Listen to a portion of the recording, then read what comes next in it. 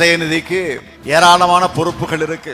2019 இளைஞர்களின் ஆற்றலை வெளிப்படுத்துகிற மாதிரி சேலத்துல இளைஞரணி மாநாட்டை நடத்தி காட்டினார். இந்த இயக்கத்துக்கு 100 ஆண்டுகளுக்கான போர் வீரர்கள் தயாராகிட்டாங்கன்னு சொன்னார். இளைஞரணி செயலாளர் என்பது பதவி கிடையாது, அது பெரும் பொறுப்பு. அந்த பொறுப்பை உணர்ந்து அவர் செயல்பட்டு வரார். இன்னும் சொல்லணும்னா என்னை பொறுத்தவரையில் அந்த பொறுப்பை அவர் சென்டம் ஸ்கோர் பண்றார்.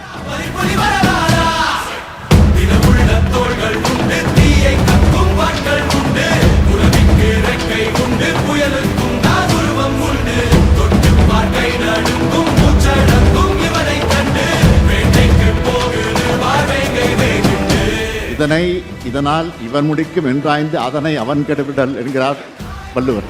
அப்படித்தான் இளைஞரணி செயலாளர் பொறுப்பை தம்பி உதயநிதி கிட்ட நான் ஒப்படைத்தேன்.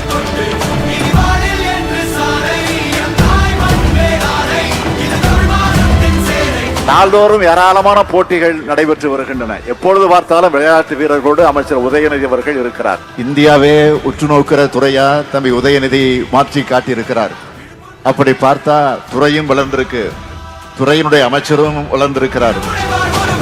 இளைஞர் நலன் மற்றும் விளையாட்டுத்துறை அமைச்சராக இருந்த தம்பி மாண்புமிகு உதயநிதி அவர்கள் இப்போ துணை முதலமைச்சரானதுல உங்களுடைய பங்கும் இருக்கு என்பதை நான் தெளிவாக உணர்ந்திருக்கிறேன்.